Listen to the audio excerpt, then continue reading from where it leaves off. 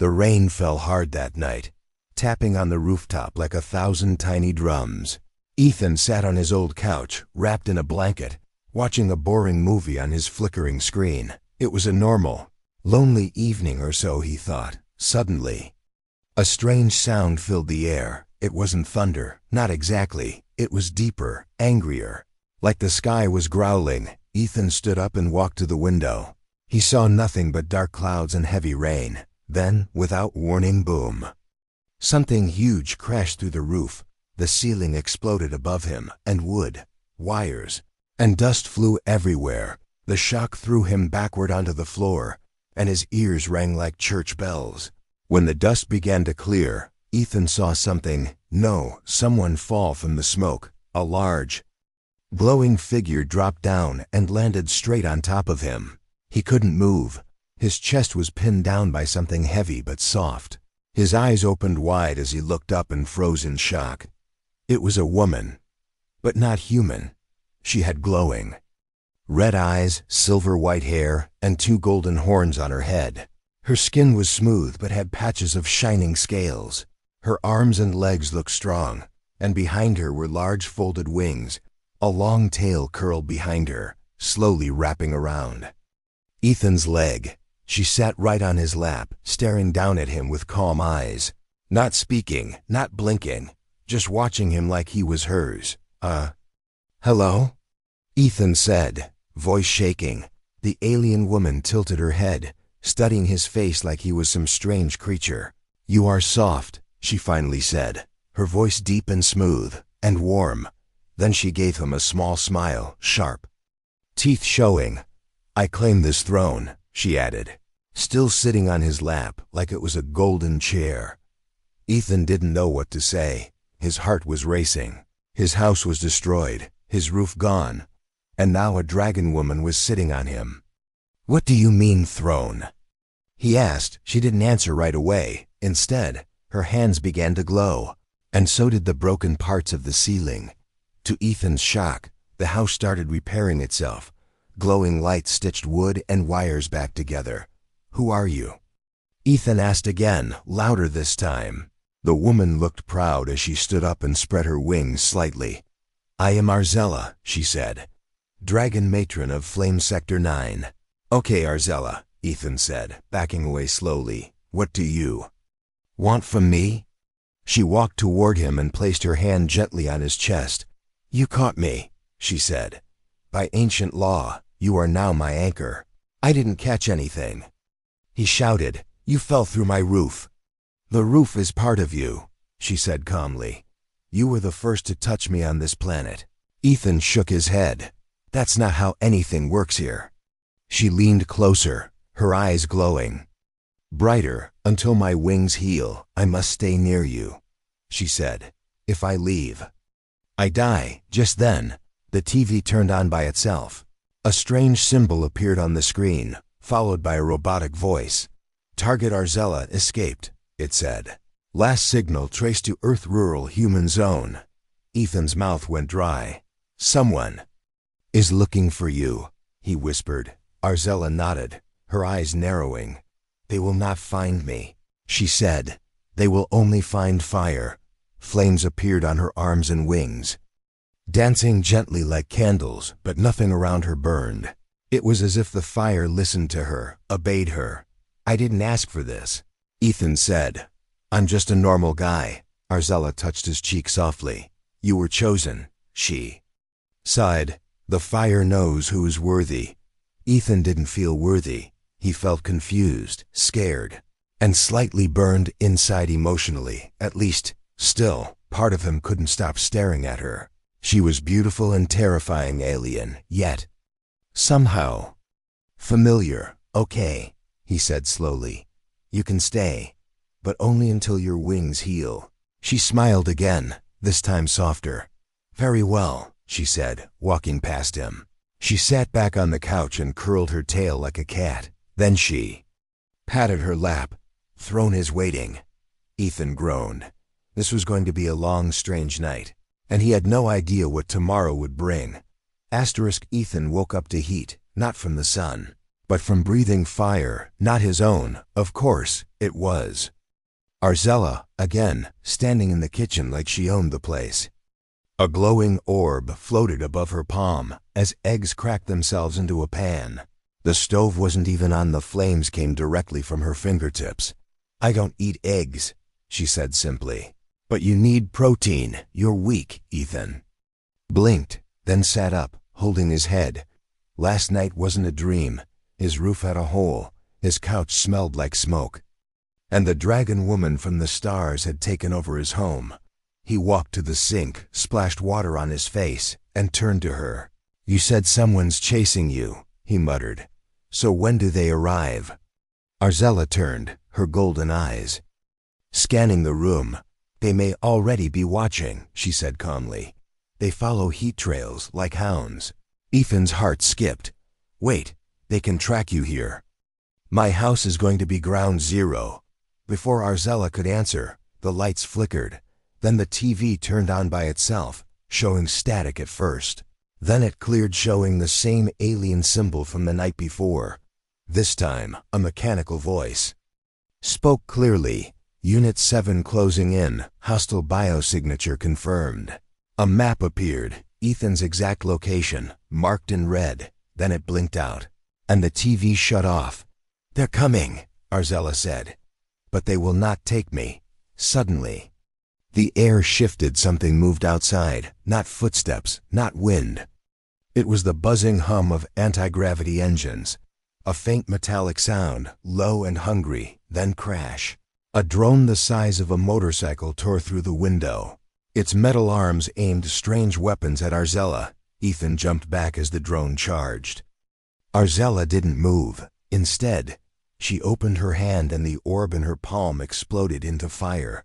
A glowing wall of flame shot forward, melting one of the drone's arms. "Stay down," she ordered Ethan, voice sharper than before.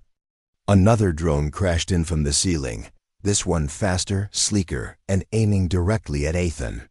Arzella spread her wings and jumped in front of him. The drone's weapon fired a blast of cold blue energy. It hit her back, but she didn't fall. Smoke rose from her shoulders, her scales glowing with anger. She let out a roar, not human, not animal, but something ancient. With one swipe of her clawed hand, the drone split in half. Metal sparks flew everywhere as the pieces crashed into the wall. Ethan lay on the ground, frozen. These weren't normal enemies. They were bounty drones, trained to capture, not kill, until ordered otherwise. Arzella grabbed his arm and pulled him up. "We must leave now," she said. "They'll keep coming." "But where do we go?" he asked, breath shaking. She looked out the broken window at the dark woods beyond. "There's a place," she whispered.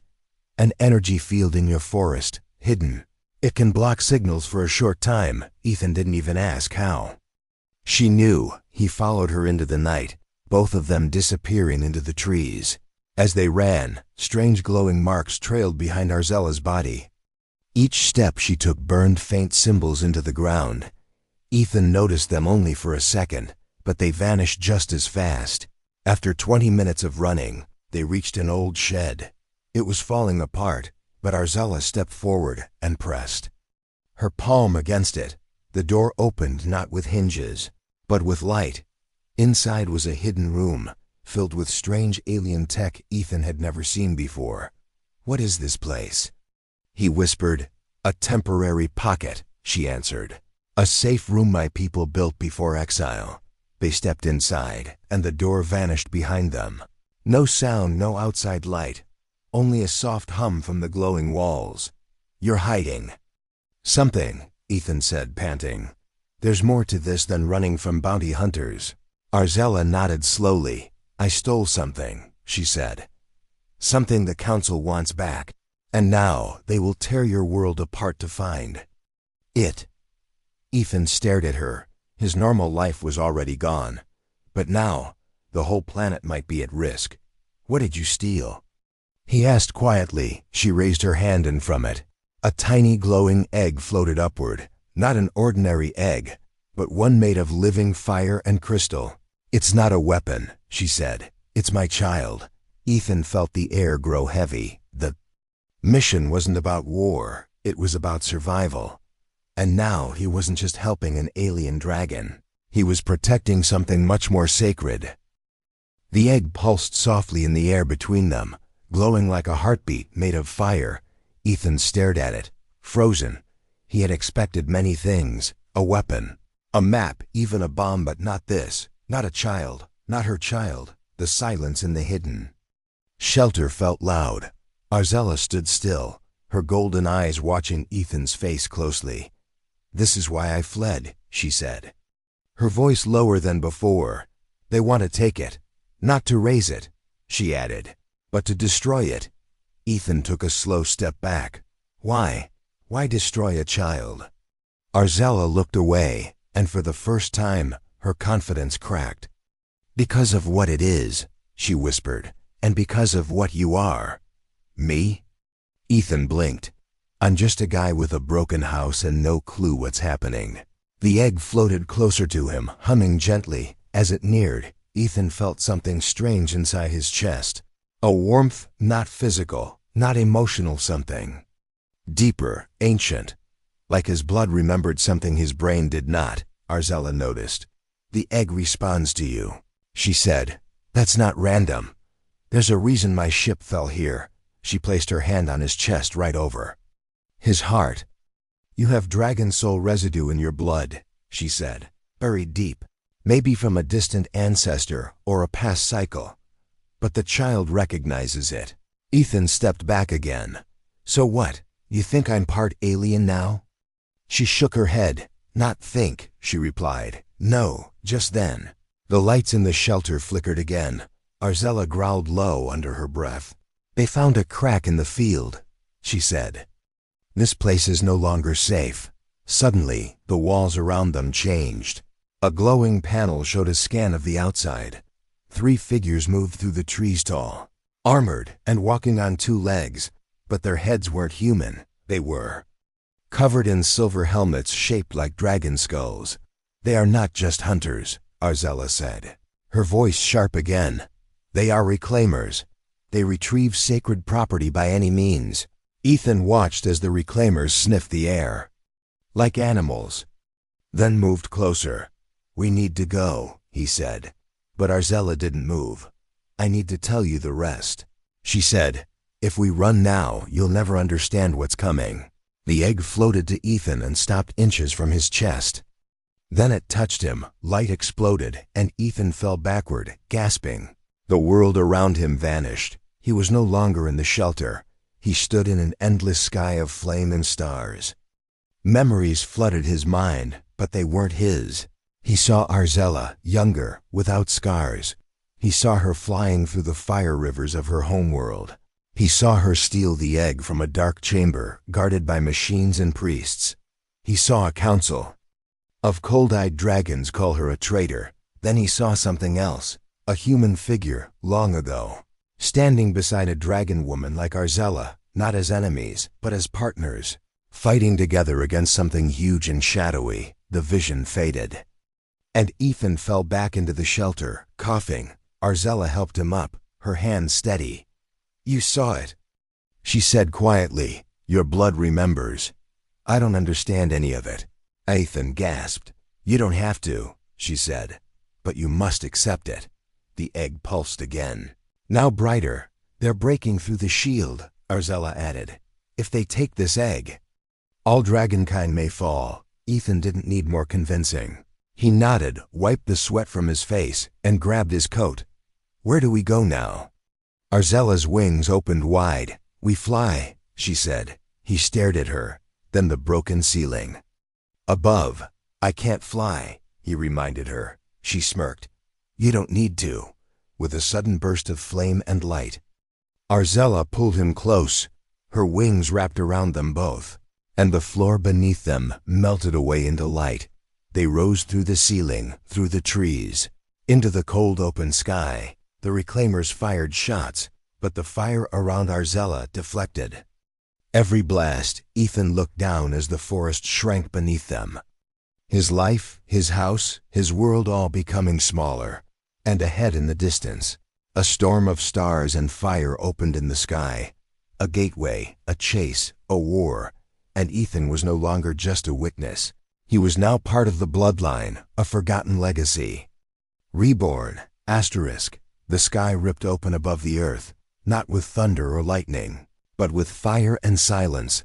A golden spiral spun above the clouds, stretching wide like the eye of a god. Ethan couldn't breathe, not because of the height, but because of what he was seeing. He clung tightly to Arzella as her wings carried them higher and higher. Behind them, 3 reclaimer ships rose from the forest, chasing fast and without. "Mercy, they can't follow through the gate," Arzella shouted over the wind. "But they'll try." The golden gateway pulsed, then started to close slowly. It was now or never. "Hold tight," she growled, and pulled her wings in. They dropped into the spiral of light like a stone falling into the sun. The world blinked. Out, colors twisted, time cracked, sound turned into light, and just like that, they were gone. Ethan gasped and opened his eyes. They were no longer in the sky, no longer on Earth. They floated inside a glowing tunnel of stars and energy. This was no sky, it was a vein of the universe, where— "Are we?" he whispered. Arzella held him close with one arm, flying smoothly through the swirling corridor. "This is the Ember Path," she said. "A secret road between systems, built long before Earth's first fire." Ethan looked around. Amazed, he could see memories glowing in the wall's shadows of battles, whispers of lost voices. Each flash showed dragons flying in space, humans side by side with them. He saw weapons made of singing metal and armor that moved like smoke. "You said dragons were hunted," he said. "But these visions, they show peace." Arzella's eyes darkened. "There was peace," she answered. "Once. Before betrayal, before the dragons were broken. Just then, the egg between them glowed again, and the Ember Path shook. Alarms rang out in Anne. Alien language. Arzella's expression changed to fear, not for herself, but for him. "The child is reacting," she said quickly. "It's searching for its kind." "But there are no dragons left," Ethan whispered. "Exactly," she said. "So it's waking them." Suddenly, the tunnel split. One path led forward toward safety. The other twisted downward toward fire. Chaos and ancient screams. "We must choose," she said. "What's down there?" Ethan asked, pointing to the darker path. "The grave sky," she answered. "A place where the last dragon fleet died. Some say their spirits still burn." The egg pulsed again, louder, faster, brighter. It wanted to go there, to the place of death. "I don't like this," Ethan muttered. Arzella tightened her grip. "Neither do I," she said. "But it's calling them." Without another word, she dove. The Ember Path screamed as they dropped into the forgotten lane. Ethan felt cold, even as fire wrapped around them. Below them was a black space field, floating ruins of ships, massive. Bones, broken wings frozen in time. Dragon corpses drifting silently through space. But something was moving down there, something alive. "Are those reclaimers?" Ethan asked. Arzella shook her head slowly. "No," she said. "Those are echo serpents. Long, shadowy creatures slithered through the wreckage. They had no eyes, no mouths, just hungry silence. They fed on memories, not flesh. Stay quiet." Arzella whispered, her wings slowing. "If they sense pain, they will feed." Ethan gritted his teeth as the egg pulsed again, stronger than ever. It glowed so bright that the wrecked ships began to awaken, not with life, but with echoes, ghosts of dragons formed in the air, giant spirits made of ash and light. They roared, not in anger, but in sorrow. Ethan felt it deep in his bones. 1,000 lives lost too soon. 1,000 voices calling for justice. The egg floated between the ghosts, and then something strange happened. The spirits bowed, not to Arzella, not to the egg, but to Ethan. "What are they doing?" he whispered. Arzella's voice trembled. "They see it," she said.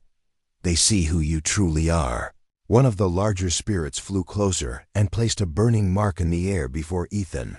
The mark floated to his hand and vanished into his skin. Ethan's eyes burned for a second. He could feel fire in his blood. "They gave you the flame crest," Arzella said in awe. "It means they believe in you." Suddenly the echo serpents turned sharply. They had noticed the light. "And they were coming. We have to go," Arzella shouted. She opened her wings and the dragon spirits followed, roaring together. One by one, they flew up from the grave sky, leading Ethan and Arzella out of the death zone. The ember path reopened above them, and this time it welcomed them. The road lit with fire as they escaped together. The dead had spoken, and now the living would burn for what they had done. Ethan heard the voices before he opened his eyes. They weren't speaking out loud. They were inside him, like whispers echoing from deep tunnels. One voice was low and warm, like fire crackling gently. Another was sharp, like metal against stone. A third was distant, broken, almost crying. They didn't speak in words, but in feelings, fear, memory, purpose. Ethan opened his eyes slowly. He was lying on a bed not made of cloth, but of flame-shaped crystal. It didn't burn him, but it pulsed with every beat of his heart. "Where am I?" he muttered. The chamber around him was glowing red, with walls that breathed softly. It felt alive, like the inside of a sleeping dragon. Arzella stood nearby, watching him closely. "You've been unconscious for 2 days," she said. "You weren't just dreaming," she added. "You were connecting." "Connecting to what?" Ethan asked, sitting up slowly. "To them," she said. "The dragons of the past." Ethan remembered the grave sky, the ghosts. "The mark they gave him, I can still hear them," he whispered. Arzella nodded, her eyes serious. "The flame crest binds your spirit to the ember line," she said. "You carry their voices now." Suddenly, a deep sound echoed through the chamber like drums made of stone. Arzella stiffened. "They're coming," she said. "And they're not reclaimers." Ethan stood up, his hand glowing faintly without his control. "Who then?" Arzella's wings unfolded slowly. "Worse," she said.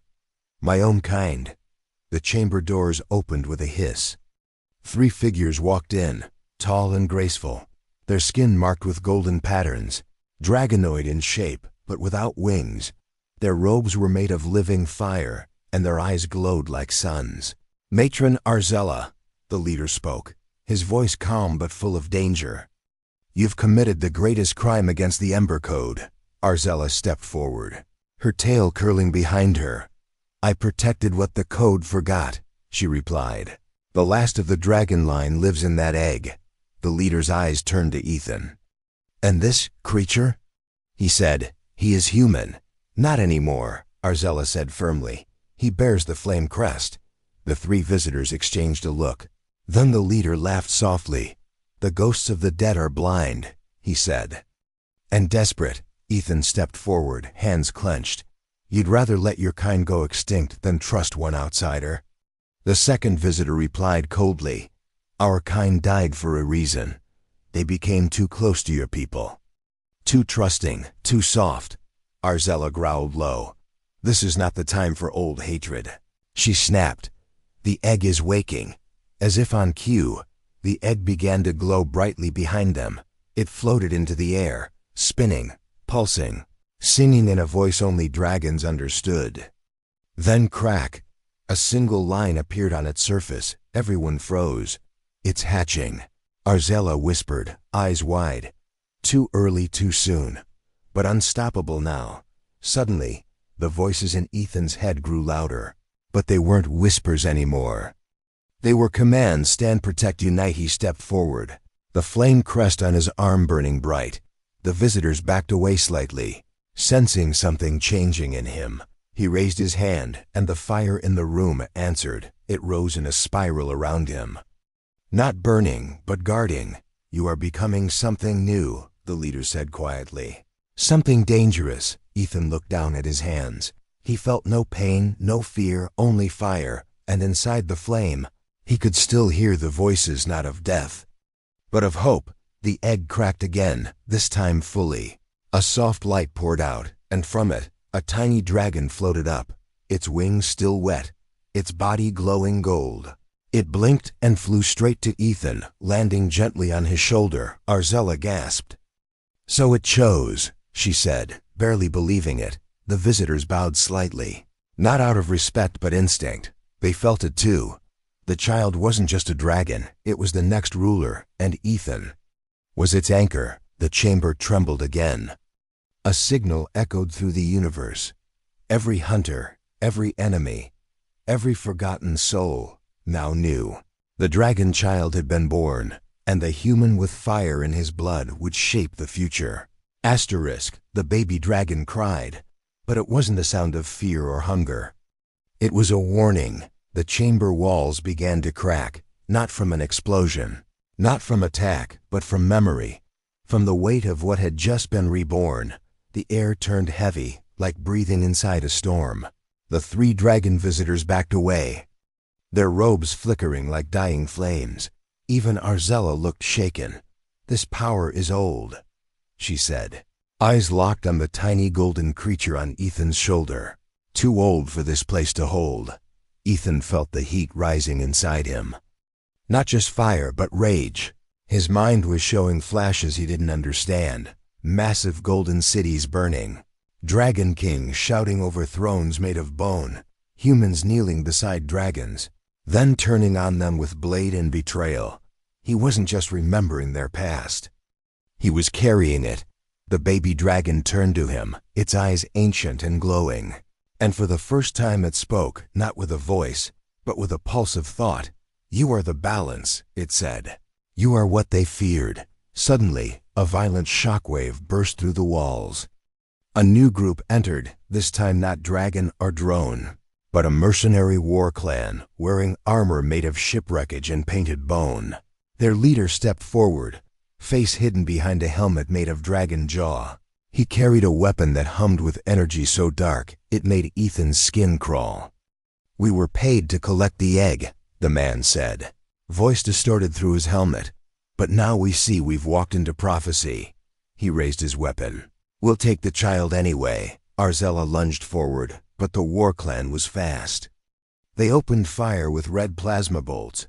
Ethan ducked behind the crystal throne, the baby dragon screaming in his mind. "Protect, rise, burn." Ethan gritted his teeth, his hands glowing again.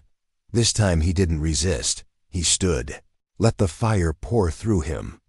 And answered. Flames roared around him like a living creature. He didn't move them, they moved for him. One of the attackers screamed as fire shaped like claws pulled his weapon away. Another was lifted into the air and crushed by heat alone. Arzella joined him, her wings blazing. Together they moved like fury. Not running, not hiding, fighting. The chamber filled with firelight and screams. But even as the war clan fell, Ethan's eyes were on something else. The visitors, the 3 dragon elders, had vanished. Cowards. They came to judge but fled when power returned.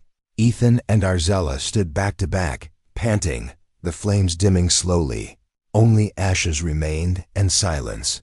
Then the baby dragon flew up again and hovered above the scorched floor. Its small voice echoed in Ethan's mind. "This is only the beginning," it said. "They will come in armies now." Arzella nodded, wiping blood from her cheek. "They smell new fire," she said. "And they want to kill it before it becomes a storm." Ethan looked at his burned hands. He was no warrior, but now he had no choice. "They'll come for me too, won't they?"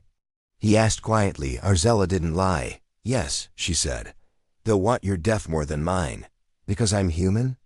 "Because you're not just human anymore," she said. "You're something new." The child dragon landed on Ethan's shoulder again and curled around his neck. He didn't feel weight. He felt purpose. The chamber, now full of smoke and ruins, began to hum again, a signal, a ripple across space. "They know," Arzella whispered. "The fire throne is awakening." Ethan looked up. "Then we build it," he said. Voice calm. "Not to rule," he added, "but to protect."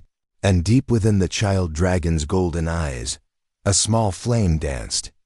A crown of embers yet to rise, but ready. The stars were on fire, but it was not war yet. It was a signal, a warning. a birthcry that echoed across every system that once feared dragons. In every dark corner of the galaxy, they heard it. The egg had hatched, the fire crest had chosen a bearer, and the true throne was rising again. Ethan stood on the edge of a broken cliff in a world that no longer had a name. Ash clouds rolled across a red sky, and ancient bones rose from the ground like stone towers. Beneath his feet was a platform of melted metal and scorched earth. Once, this had been a palace. Now it was his battlefield. The child dragon perched on his shoulder. No longer weak, its wings had grown, glowing with threads of gold and fire. It wasn't just a child anymore. It was royalty, and Ethan, he had changed too. The flame crest on his skin now reached across his chest like a living tattoo. His eyes flickered with light, and his voice carried weight that wasn't just human. Arzella stood beside him, her wings folded but ready. She had fought for this day, bled for it, and now she would burn with him. If she had to. Above them, the sky tore open again, not a gate this time, but a fleet. Thousands of warships descended from orbit, dark and shaped like knives. The Council has sent everything, Arzella said, her voice bitter. They fear what we've become. Ethan stared at the sky. Calm. They should, he replied. Then he raised his hand and the world beneath them answered. Flames rose from the bones of the ground. But not wild, not chaotic, controlled. Shapes formed in the smoke dragon spirits from the grave sky. They came when called now. They were no longer just memories. They were guardians. The fleet above them fired first. A rain of plasma and missiles filled the air, but the spirits rose with a roar and formed a burning wall around the cliff. Now, Ethan whispered, we make our stand. The enemy landed, thousands of soldiers in black armor, reclaimers, mercenaries, traitor dragons, machines. They marched forward, screaming ancient war songs, but Ethan walked toward them, not away, and the fire followed his steps. He didn't need a sword. His voice was enough. With one word, burn, the ground cracked and swallowed half the front line in flame. The enemy screamed, but they didn't stop. More came and more. But so did allies. From the other side of the broken world, ships arrived marked with old human flags. They weren't Earth's current leaders. They were the forgotten ones, the rebels, the truth seekers, people who believed in the old stories of dragons and humans fighting together. One ship landed near Ethan. Out stepped a woman in armor made of salvaged dragon scale. She bowed. General Solus, she said. Fireline Alliance reporting in. Ethan nodded once. The world had begun to shift. The final battle wasn't just about blood. It was about belief. The child dragon flew upward, glowing like a second sun. Its roar shook the sky, and for a moment, everything stopped. Even the enemy stared. Even the Council's ships paused. And then light exploded. The throne was not a seat. It was a storm. Made of every dragon memory, every burned home, every loyal soul, and it rose. Right from the bones of the broken palace, Ethan walked into the fire, and the fire did not burn him. It wore him like armor, like a crown. Arzella flew above, leading the spirits into battle. The rebels fired their weapons. The dragons roared, and the fire throne burned brighter than anything the galaxy had seen in 1,000 years. The enemy faltered. Some fled, some bowed, and when the final ship fell, the sky cleared. The war was not erased, but it was won. Hours later, Ethan stood beneath a quiet sky. The child dragon rested at his feet, eyes closed, wings tucked in. Arzella stood beside him, tired but proud. You're not a ruler, she said softly. You never asked for power, Ethan smiled. I'm not a king, he said. I'm a keeper of the last fire, and far above them. Stars blinked quietly, no longer afraid, for the fire had returned, and this time, it would never be taken again.